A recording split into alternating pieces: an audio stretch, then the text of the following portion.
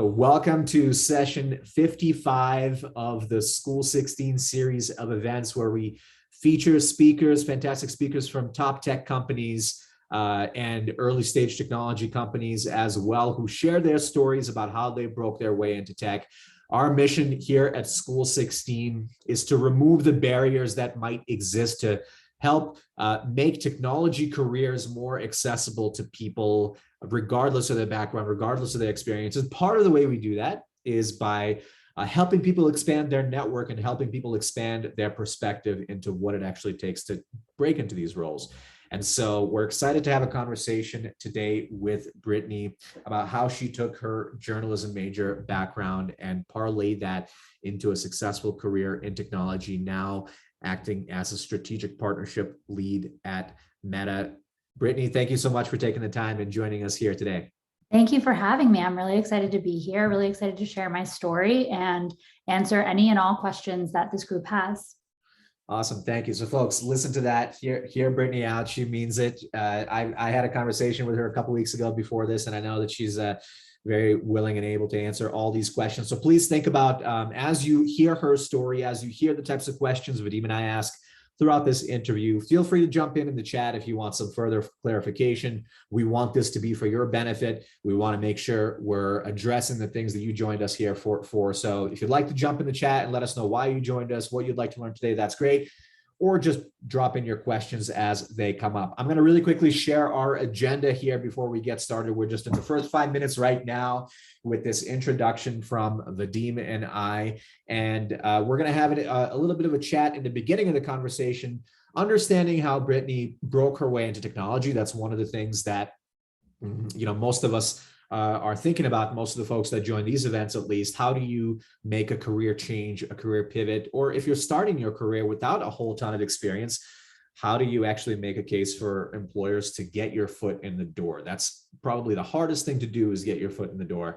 So we're going to talk a little bit about that in the beginning, and then we're going to transition our discussion a little bit more toward career advancement and what these roles really mean. This is Brittany's in a partnerships role right now. She started off in advertising, right?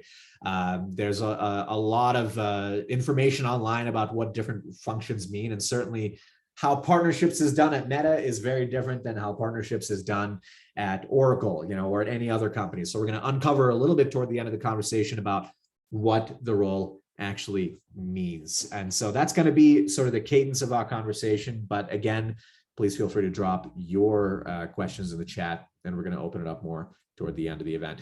I do want to mention before we get started that we have our next cohort of our Technology Career Acceleration Program kicking off in just a couple of weeks here. We do have a few seats left in the cohort, and we are going to be most likely capping it by the middle of next week. And so if you are interested in taking what you learn and actually do it in a more structured environment, live classes where you're getting support from people that are actually in these jobs, leading these teams from companies like Microsoft, Facebook, and early stage startups, fast growth startups, for example, like Howard here at McMac. We have an amazing group of instructors and mentors and career coaches that do exactly that help people break their way into technology careers.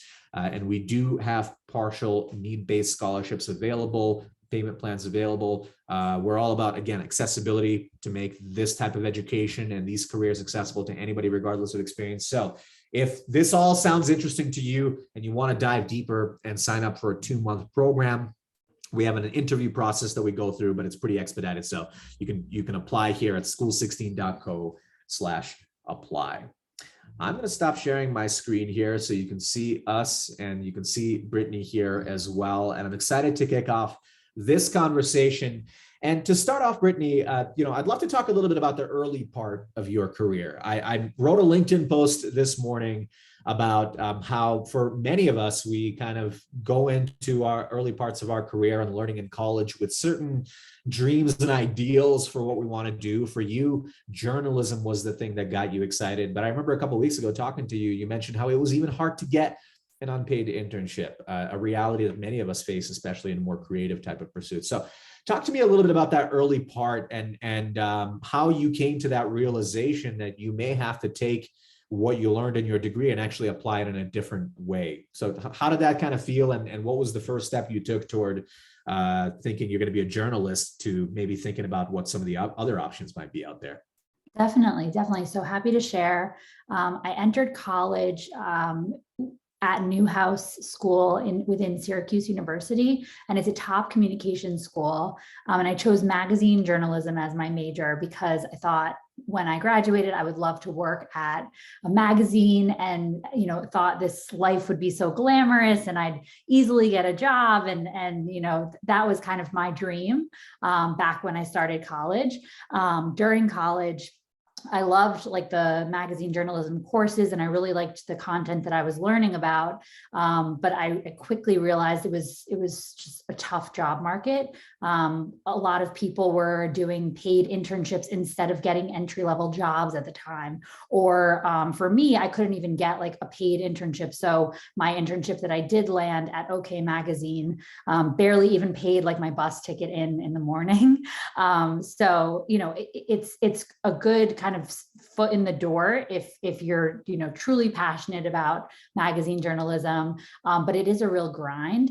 And I worked in the advertising sector of the magazine, and that kind of opened my eyes to this whole world of advertising. And obviously when you think about the growth in that, it's all digital.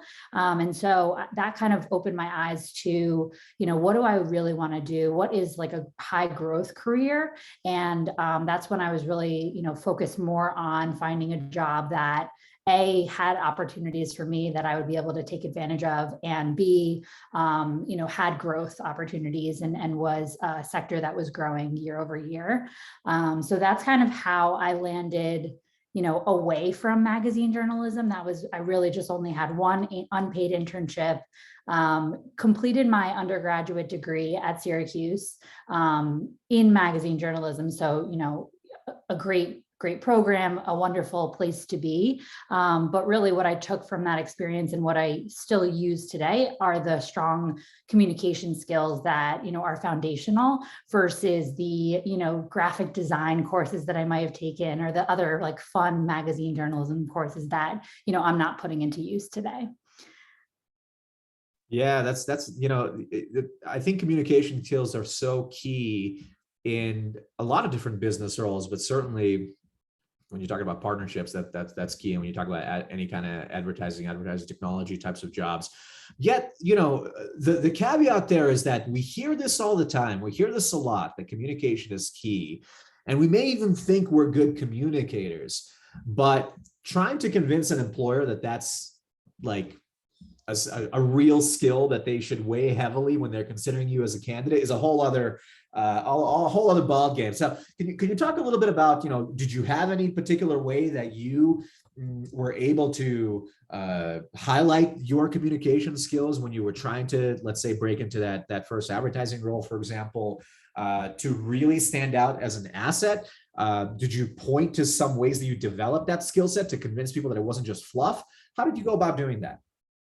Great question. And I will say that I forgot to mention something pretty important. I stayed at Syracuse to get a master's degree in new media management. So it wasn't that I, left college with just a magazine journalism major and tried to pursue roles outside of magazine journalism. I think you can do it, and it's all about positioning yourself. It's all about networking and selling yourself to the exact role that you want.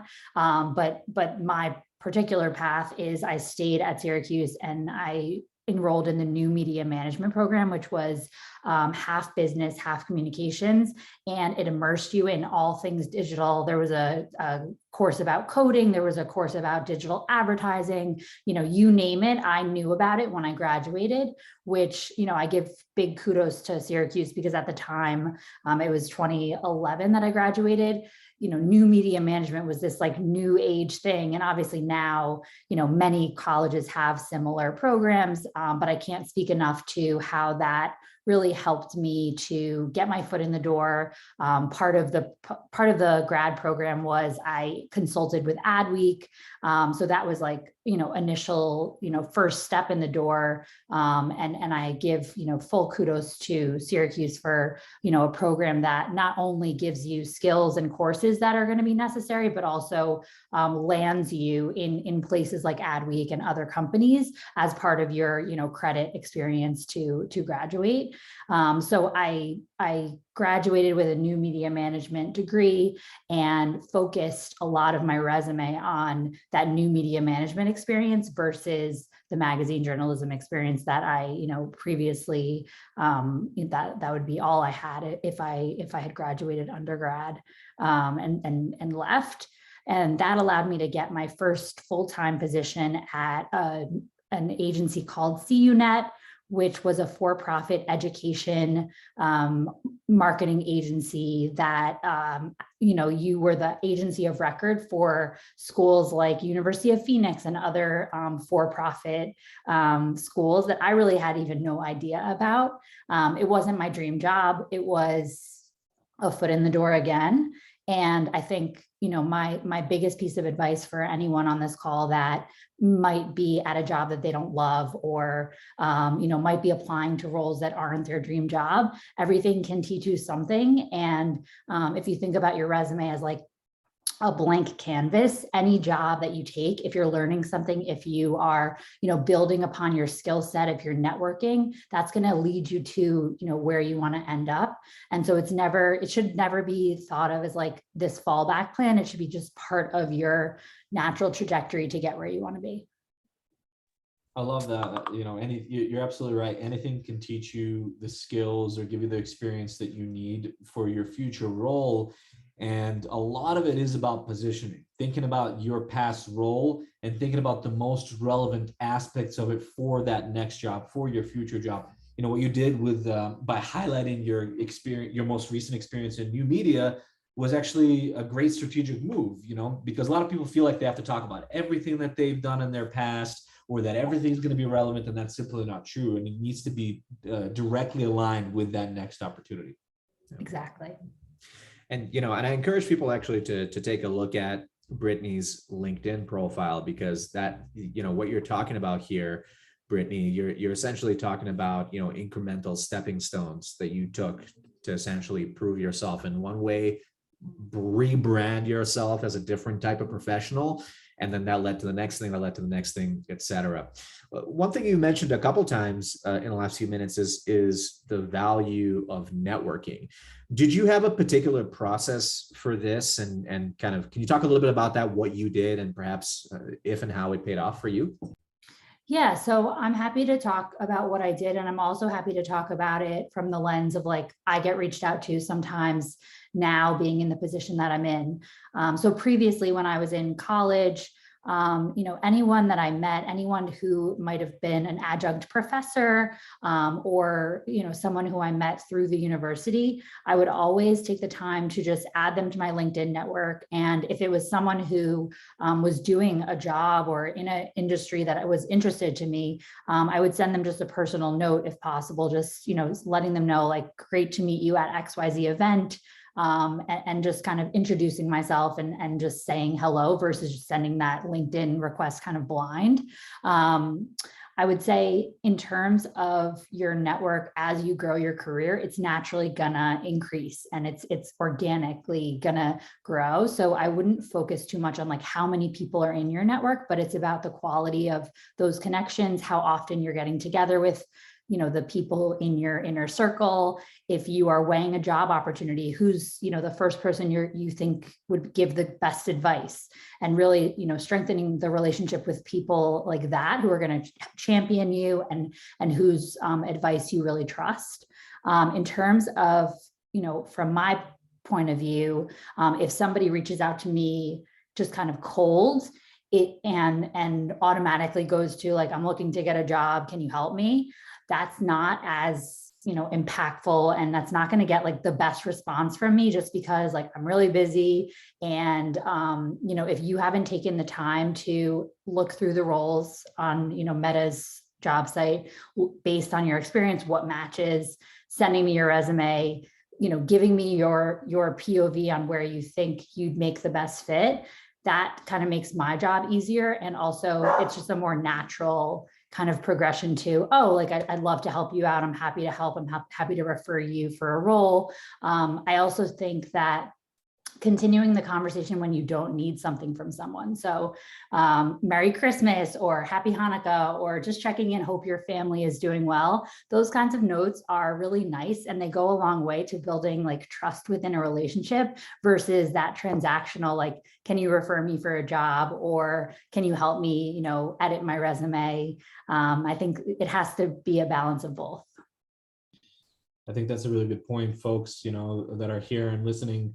It's okay to ask for help. Facebook, as an example, Meta has 44,000 full-time employees. There's obviously going to be people like Brittany who are willing to help you out, but you have to do the work. You have to, connect the dots for the person that you're reaching out to. You have to explicitly understand if you are in fact a good fit for a particular role.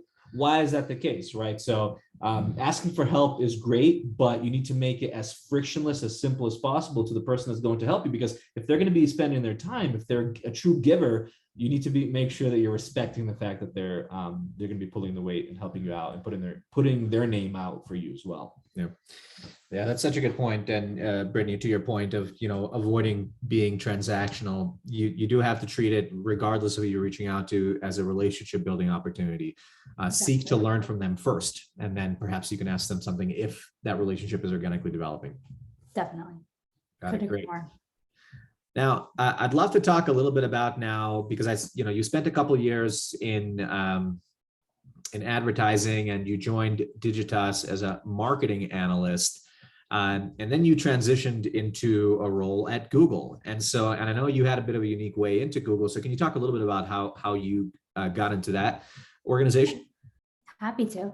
So I wanted a role in New York City when I was, first out of college. My initial role at CUNet was based in New Jersey, and I had big city dreams, and so I applied to Digitas and secured a role as a marketing analyst. I was mainly focused on search engine optimization for clients like Enfamil or Delta Airlines. So Digitas does have like a huge, client list, and they're very well known in the advertising industry, which I believe helped me, eventually land a role at Google.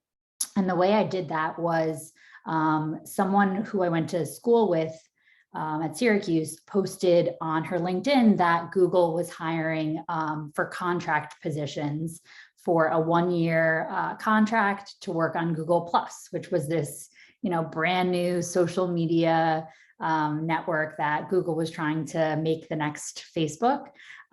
So I applied to that, and was lucky enough to land that position. And that was a really fun role. I worked in the marketing department, and I was in charge of getting magazines and other media conglomerates on Google+.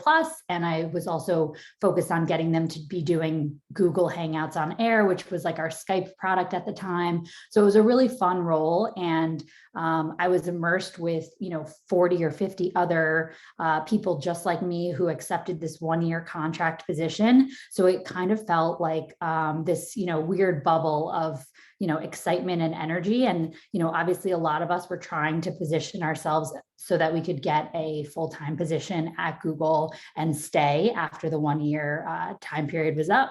So it was, competitive. It was, you always wanted to be going above and beyond in the job that you were hired to do. And then you also wanted to focus on networking, going to the cafeteria, meeting people, giving people your, background, your story, and asking if their teams were hiring. So it was kind of like trial by fire, but I don't regret taking that job. And I think that really got my foot in the door in tech. So I definitely encourage people on this call, if you are looking for a career in tech, don't think that a contract position is just, a dead end. It really could be the door that you need opened to a fruitful career in tech. That's a really great point, Brittany. Contract roles, internships, one-off projects for startups in your area. if you studied journalism, maybe you reach out to a local startup that focuses in the media space, right? If you study fashion, same thing. If you have retail experience, again, you can start thinking about how you can target these opportunities given the domain expertise that you've developed. And there's a lot of entry points, so that's really good that you mentioned that.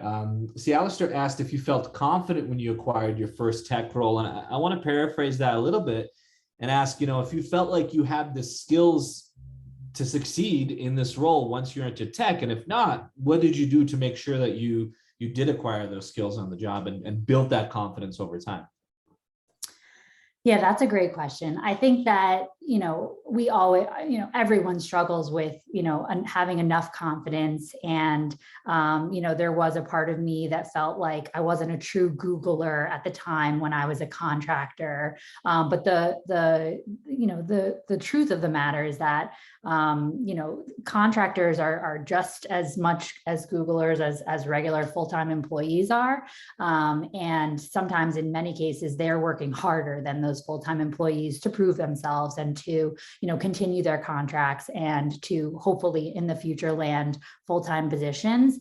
I will say I was lucky enough to be young at the time, so I could stay under my parents' health insurance. Like there are, you don't get like the benefits of working in tech like you would, if you were a full-time employee, and, that can be really difficult. And that can be, something that others can't, do, their own healthcare. And, so everyone's circumstances are different. I was lucky enough to be in a place in my life that I could take a gamble on myself. And I think I've just leaned on, a year of hard work and hard networking. And I was lucky enough to secure a full-time position in the large customer sales organization at Google, focused on publishers and media conglomerates. So it's funny how your experience goes full circle, because I was back in like the publishing world, but I was selling Condé Nast ads and telling them, you need to advertise on Google, you need to be on YouTube. So, I feel like my experience never went nowhere from, that magazine journalism background. Yeah, totally. I mean, when you look at it, you can definitely start to thread a line into why it made sense for you to do that role. I'm curious, you mentioned how, I think it was like 50 other people that were contractors in this Google Plus team. And everybody was sort of vying for a full-time role at Google. Do you think there's something that you did that was unique that helped you land the full-time opportunity after that year contract was done? Yeah, that's a great question. So I think because I had that advertising background, I had, the master's degree, I worked at agencies before the experience. I did have a leg up versus some of my colleagues who may have been right out of college, who had no experience at all, or who were looking for more of like just a different type of position. That being said, these colleagues of mine ended up at Uber, or they ended up, at other amazing places to work, like a Twitter. So it jump-started a lot of our careers, and it wasn't, a failure if not everyone became a Google full-time employee. It just didn't make sense for every single person. Got it. Okay. Makes sense. So you had some really good background, and I'm sure you did a really good job during that contract period. Did you have to interview, by the way, for that full-time role and go through that whole process? And Yes. I'm curious, in that case, then, do you recall how you really made a case for yourself? Well, first of all, I want to say that I interviewed for Google right out of college.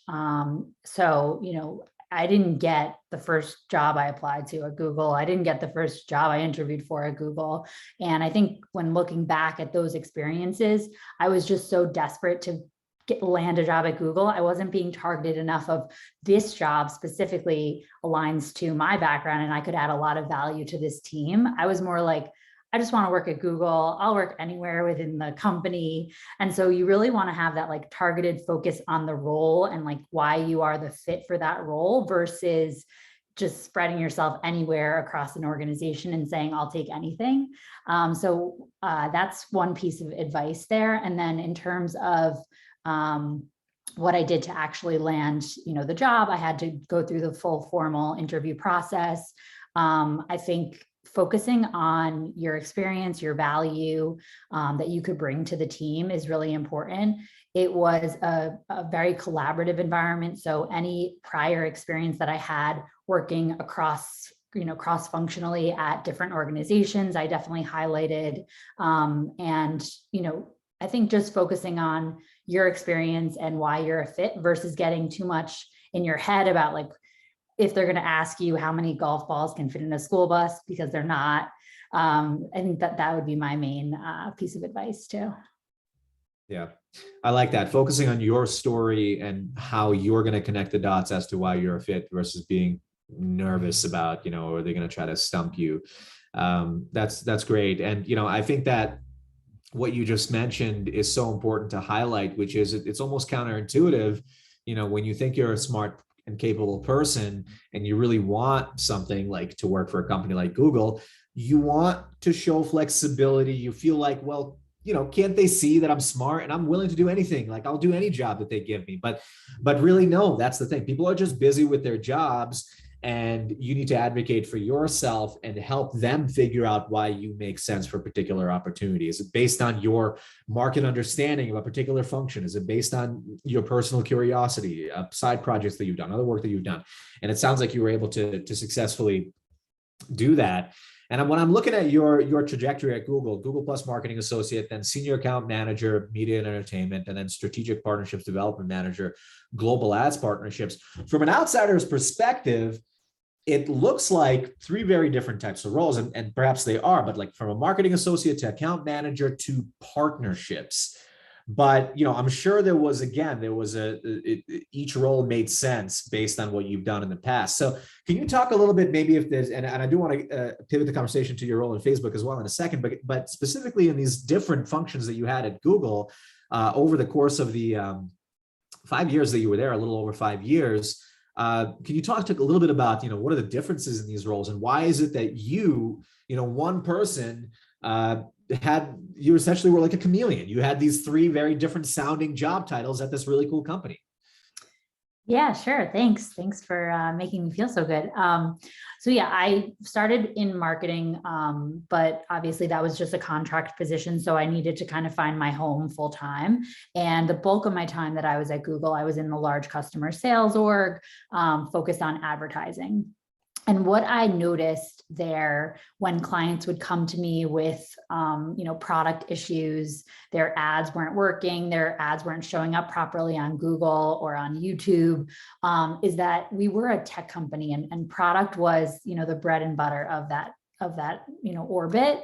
And so I really wanted to get closer to product in the next role. And the great thing about places like Google or Meta is that if you want to learn something new, try a different team, and you are proving yourself to be, a valuable member of your current team, and you're moving up and, getting promoted, you can move laterally, which is really great. So I had a coworker at the time, she moved from sales to HR to become a recruiter, but she didn't need to take several pay cuts to do that. She didn't need to, essentially start over.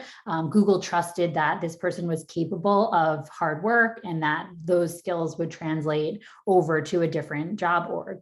And so that kind of opened my eyes to thinking, okay, well, what, is next for me?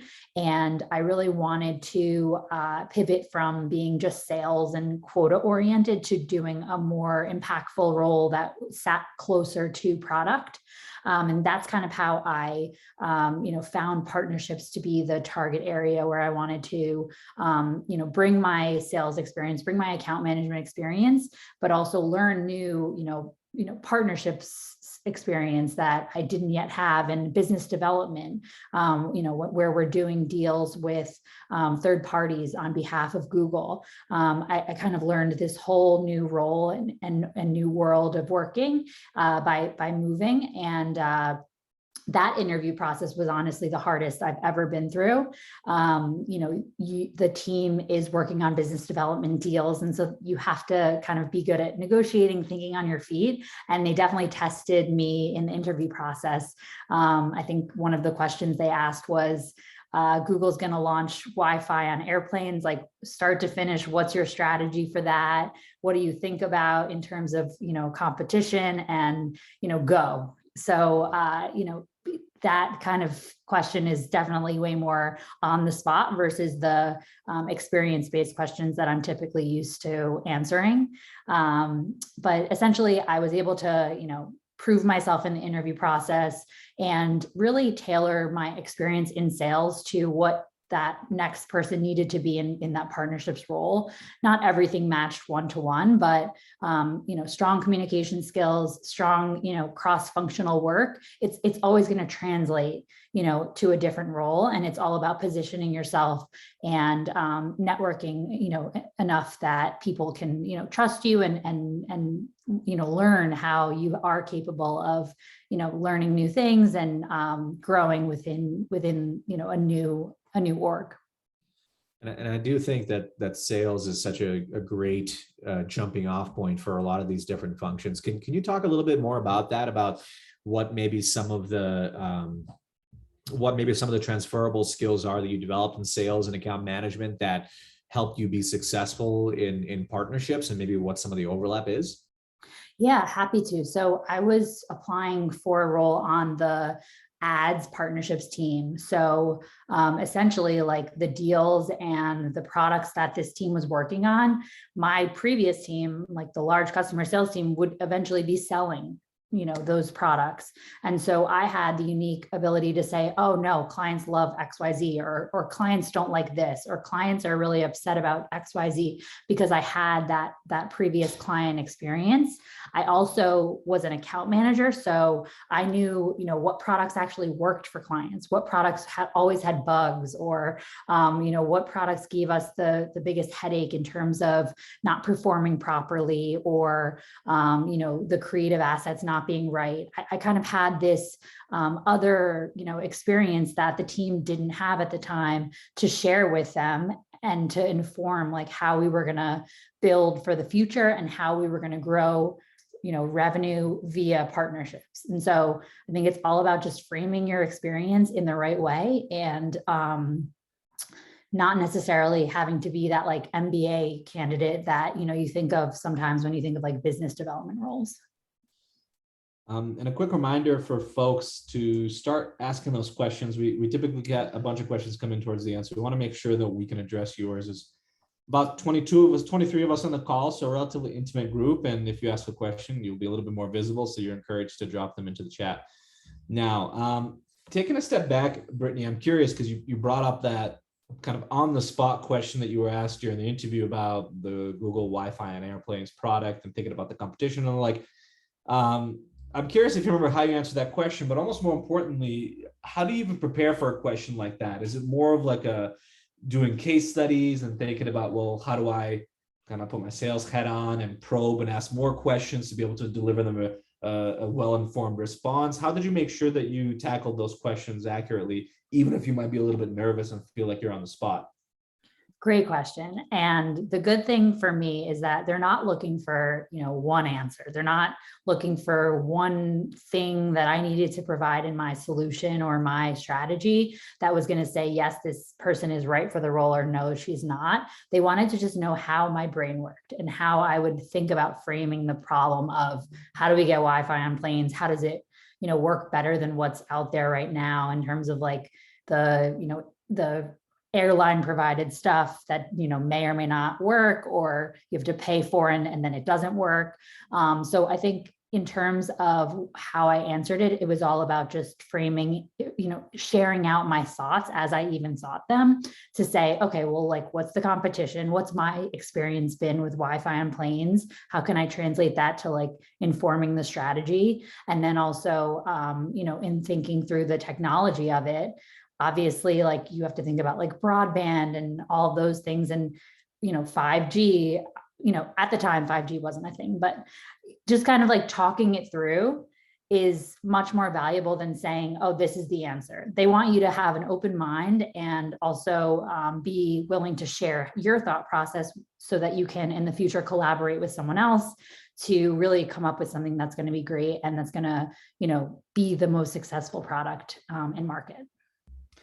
Yeah, I think that's a really good point, folks. When a hiring manager or someone asks you a question like that, they don't have the script of an answer in front of them. They literally just want to hear thought process, and if you're thinking about things indulgently, if you're asking them the right questions and the like. And so, we challenge you to think about what you would say in that scenario. And oftentimes it takes practice, thinking about how you would respond in a way that's intelligent, that is, well thought out, that doesn't put you in a position where you're rambling, which of course can happen if you're nervous. But by practicing these things, even if it means recording yourself, doing it in front of a mirror, this might sound cheesy, but these are the reps that you need to put in to feel confident, to slow down, to really show to the other person on the other side that they can put you in front of a customer, and that you won't be flustered if you're asked a question that you might not know the exact answer to.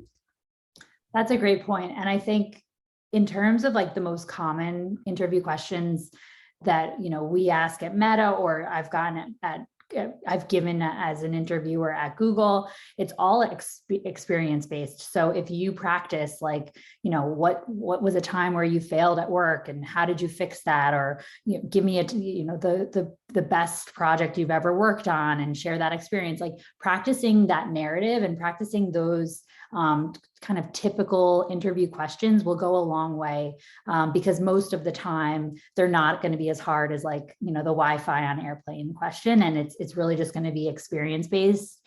And you really want to be able to showcase your experience and the fact that you can, have something go wrong while you're working and kind of overcome that and work with others who might not always agree with you, and just have experiences that you can point to say, yes, I'm a strong candidate for this role because, of XYZ, all of this experience and all of these things that I've already kind of worked through myself and with other teams. Yeah, and that's exactly the reason why we typically recommend that folks, even if you get a job interview at a place where you're not really that excited about the role or the company, go ahead and go through the interview process. It'll give you that practice that you need with a company that you might not really find that important, so that if you do mess up or make a mistake or whatever it is, at least it's with a company where the stakes are low and you don't really care. Yeah. That's a good point. And everybody talks about like you should practice when you prepare for interviews, and but it's like easier said than done. But I think it's really important, really, even like recording yourself or standing in front of a mirror and having like what your responses would be, so that you're not in the moment so nervous that you kind of freeze up. And I'm going to put this in the chat. I retweeted a woman who shared her Google Doc that she was preparing for last year or a couple of years ago, when she was just starting to get into venture capital. And she had all the questions that she basically wanted to make sure that she knew how to answer. It was like 15 or 20 questions listed. It's very meticulous in this Google Doc. And maybe you won't do it exactly like she did it, but I'm dropping it here in the chat if you want to take a look at that tweet that I shared. But we have a question here from Anna, which is, would you have any advice on how you would begin networking with individuals in your company upon beginning a new role? How you approach internal networking? Yeah, that's a great question. I think that's something that's harder during the pandemic because, previously in person at Google or at Meta, joining a new team, there's a ton of in-person opportunities to, meet people at a happy hour or meet people at lunch, meet people, out in the wild. I think less of that is happening now. So I think the people who are really doing a good job of networking during the pandemic are setting up, one-on-ones with folks who aren't in their direct reporting line or on their direct teams when they're joining a larger org, and they're just introducing themselves and saying, I just want to meet you and I want to introduce myself, versus, reaching out and needing something right away. I think that goes a long way to building rapport with a new, team and meeting new people within an organization. And then also at Meta and at Google, there were employee resource groups. So I'm an active member in Women at Meta. And so there's Women at Meta events that I can join remotely, which is really nice. But then there's also, employee resource groups for about anything under the sun. So, you're encouraged to join things that align to your passions. There's a Dogs at Meta group, which is really fun. And then there's like, any kind of other diverse group. There's many groups. And if there isn't a group, we always encourage folks to make a group and share your interests with other colleagues. That's great. Thank you so much for those tips. Next question, I will address Jessica's question, and then Shevin will get to you in a second as well. But this is a good segue into your experience at Meta, since we haven't talked about that yet. You did land a role at Meta after Google as a global partner manager. Now you're a strategic partnerships lead. So I want to uncover a little bit about what that all entails. And Jessica's question is maybe if you can give a quick summary of what your day-to-day has been like or was like as a global partner manager. What does that really mean at a company like Meta? Sure. Yeah. So happy to walk you through that. I think it would be helpful just for me to briefly share at Google, I was working on new ad products, and I was signing deals with companies that powered those products. So one example is Sales Lift. How can a brand like L'Oreal tie their YouTube campaigns to purchases, maybe offline or online? And if you think about that, because they don't have like a L'Oreal.com website where the transaction is happening, it's a little bit harder. We would do a deal with a company like NCS or Nielsen to kind of bridge the gap between offline and online worlds. And once we signed that deal, I was also in charge of partner managing NCS on behalf of Google to make sure that, you know, the company delivered on anything that they said that they were going to do in the contract, and then also that to make sure that Google was upholding anything that we were supposed to be doing during that engagement. And so I learned not only business development, but I also learned partner management through that experience. And I think that's what made me, made my experience such a great fit for Meta. Meta actually reached out to me about this partnerships manager role, and it would focus on Meta Business Partners, which, Meta Business Partners power a lot, all of the business that is happening across our platform, across commerce, across messaging, across advertising. A few examples of partners within that ecosystem, a Canva. So if you think about creative, what partners power the creative experience on our platforms? A Shopify, they're powering the commerce and the transactions that are happening on our platform. Those are just two examples of many. And so the role focused on managing those types of partnerships. And I believe that I was, highly qualified because of my previous experience at Google. And that was the first time in my career, honestly, that it was more of a pull. Like I wasn't the one to engage and start that conversation. It was a recruiter reaching out to me and saying, "Hey, I think your background aligns with this role. Like let's chat about it." And I did. And I think one learning there is that everything is just a stepping stone. And as much as I was happy at Google, I thought about my career and my long-term goals, and I felt like I could learn a lot at a new company like Meta and make myself even more interesting as a senior level executive in the future, versus staying stagnant in one company. It's totally, you could have a very fruitful career and stay at the same company for 10, 20 years. It just wasn't the path I chose. That's great. Thanks for walking us through that in that context. And I'm curious, could you talk a little bit about maybe the difference between the day-to-day and that global partner manager role and your current role as a strategic audience partnership lead? Sure. So the day-to-day for a partner manager, you are working hand in hand with the partner.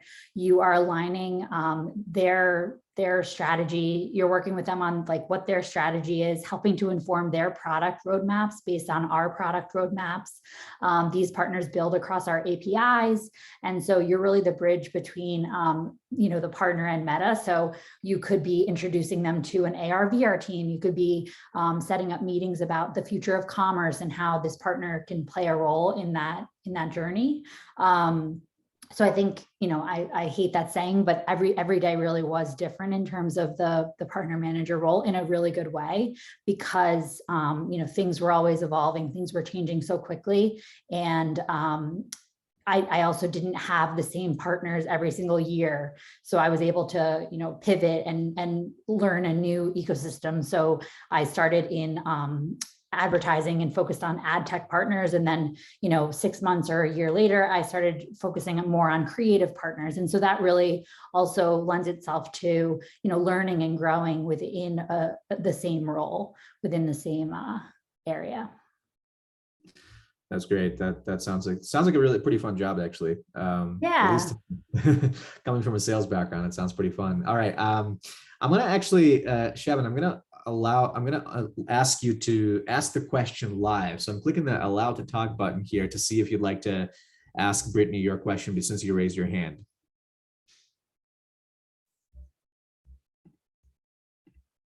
Are you still with us, Shevin?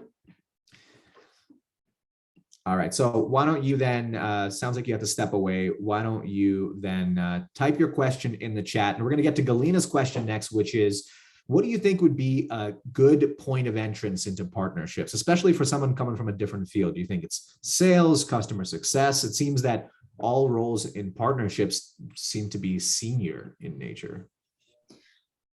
That's a great question. And I honestly agree with you to a certain extent that, our team doesn't have the luxury of hiring like interns, for example. We don't hire, right out of college. We hire for experience. So you're right in the sense that we're not looking necessarily for entry-level folks. I hope that changes in the future. But I think the experience that we are looking for is very open, and it doesn't have to just be a partnerships role at a different company. You could have worked in account management, customer success. You could have worked in business development. And so I think highlighting, any kind of partnerships based work you did within business development or within account management, I think is really important. And networking. So, I can't speak enough to, just meeting people who are in partnerships and sharing, your background and sharing that you're interested in getting into partnerships. Never underestimate the fact that people want to help other people. And so, just meeting people and organically trying to network that way can also help you. And then I think just focusing on the fact that like every job you get before you land a partnerships job is going to help paint your experience in the right way for that next role that could be in, a partnerships organization.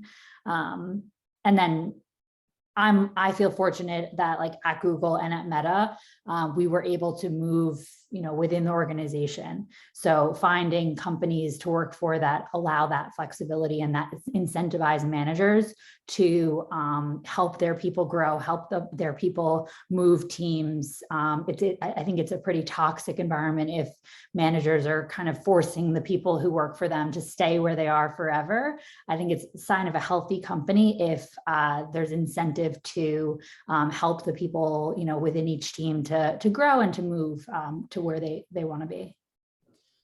Great, thank you for that answer, Brittany. And Galina, you're already on the right track when it comes to starting to build your network. You commented on my LinkedIn post this afternoon, and now you showed up to the event, which is more than probably 90% of folks out there would do if they saw LinkedIn posts. So kudos to you for joining us here and asking this thoughtful question. I'm curious, actually, to go along a little bit with Galina's question here, Brittany. You mentioned how, certainly you're hiring people, you're looking for people with experience. But my question to you is, I'm curious if you ever interviewed a candidate who perhaps, and it could be for Meta, it could be for Google or whatever role you might have had, that perhaps had experience, good experience, but maybe not exactly related. Maybe they were from the outside. Maybe they had something tangentially related, but not directly. Yet you were still impressed by them, and perhaps the company took a chance on them. I don't know if you have any examples like this, or maybe you know of someone who has, but I'm always curious to ask that question for people who have a lot of experience interviewing, to see what that person might have done to align themselves more for that role versus someone else. Yeah, I think that's a great question. And I think that is the main reason why when you apply at Meta to a role, you check a box if you're interested in opportunities, beyond that role that you're applying to, because, if it isn't the right fit right here and now, it could be in the future, or it could be in a different team. So I think, there's a ton of reasons or ways in which you can say someone isn't the perfect fit for a given role. Maybe they're looking for product experience that the person just doesn't have anything at all. I would say that like my advice for anyone on this call interviewing for a role is to always ensure that you're, pivoting your experience enough. Like if you haven't, spent years in a given area, that's fine. But if you've worked with customer service, you have to have naturally had product experience because you're helping solve a problem, and that usually involves a product.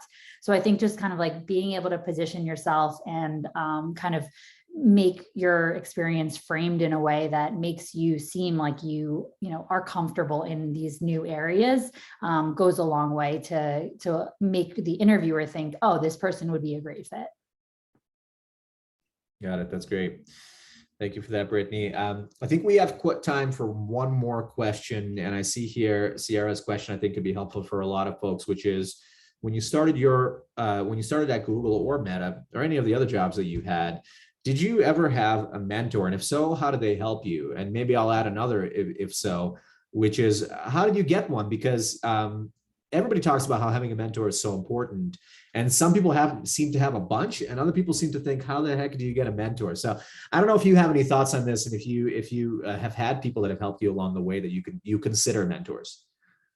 Yeah, that's a great question. I don't think that I have like one mentor that like I'm going to be raving about to you. I think it was all very situational at the time. So I did a good job networking, and I had friendly faces who knew me, who knew my background, in sales at Google, for example. So when I applied to that full-time role that I eventually did get, I reached out to my friends in sales and said, hey, just wanted to let you know I'm applying for this role. Let me know if you can share anything, additional about the team, or give me any insight into, what that process is like.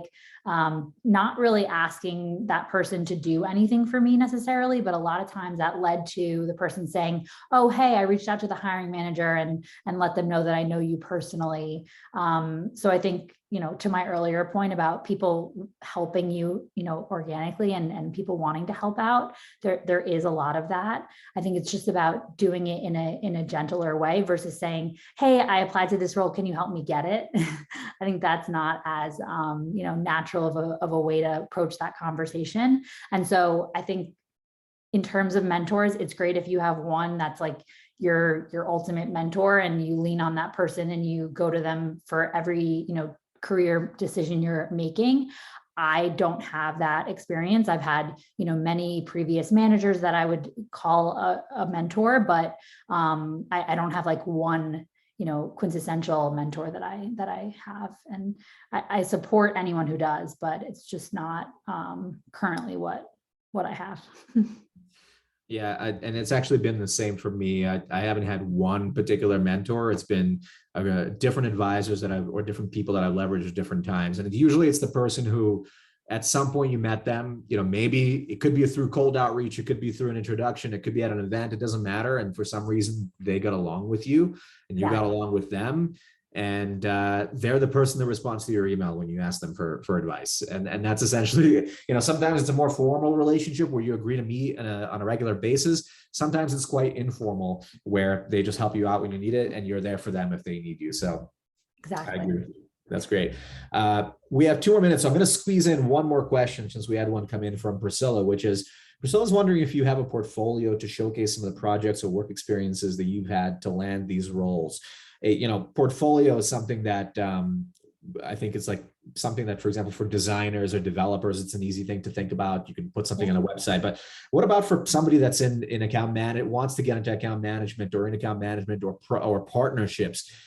Is there some sort of project portfolio that you can speak to, or is it maybe like just a mental portfolio that you have that you can kind of pull out to tell stories about partnerships that you manage? How did you approach that?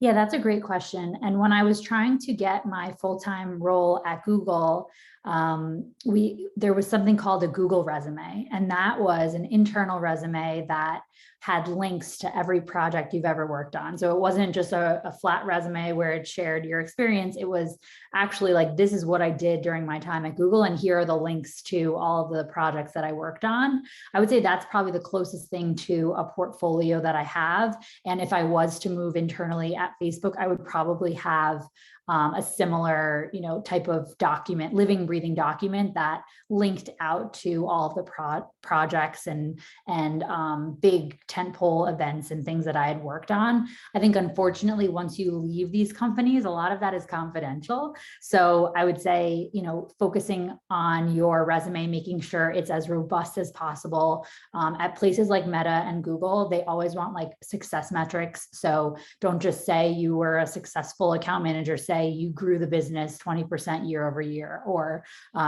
you increased product adoption by 20%, or making things measurable and making your impact from a quantitative perspective versus purely being qualitative. Excellent. That's really great advice. So many great nuggets throughout this conversation. I feel like it's very quotable. I'm glad that we recorded it. So just wanted to, I see some thank yous coming in. Thank you for joining us, Anna, and your thoughtful question as well. And I wanted to, Vadim and I also want to thank you so much for taking the time to speak to our community, to folks that have found out about School16, found out about this event, and also our alumni and students that are in this at this event. Thanks for joining us. But Brittany, again, you spent an hour with us, shared so open about your background and shared a lot of great nuggets. So I really appreciate that. Thank you so much. Of course, anytime. I feel like we could have used 2 hours. I really appreciate you having me. I do too. I feel that as well. And folks, I just wanted to really quickly share my screen here. Hopefully you can see it. With a couple of closing statements, we have a survey is going to show up right after we end this Zoom. The survey is something that we use just to make these events even better. We like to hear from everybody that comes. So if you can just it should take about 30 seconds to fill out school16.co/survey. It'll also show up as a link once we hit close at the end of this event. We would really, really appreciate it. Vadim did drop a link here for our Tech Career Acceleration program that's kicking off in a couple of weeks. So if you're interested in that, follow that link that is in the chat right now. We'd love to hear from you. And finally, if you want to hear more about these events, you'd like to follow along what is going on at School16, you can follow us here. We actually have a fantastic event coming up next Wednesday, more of a panel where there's going to be even more networking opportunity, where you can meet 3 awesome professionals where you're going to get to go into breakout rooms with them and ask them questions directly. And you can RSVP for that at school16.co/summit. Awesome. Well, thank you so much again for everybody that came. And once again, thank you for spending this hour with us, Brittany. It was really exciting to hear your story and we appreciate it. Of course. Thank you so much. All right. Cheers. Thanks, everybody. And we'll see you next week. Bye. Bye.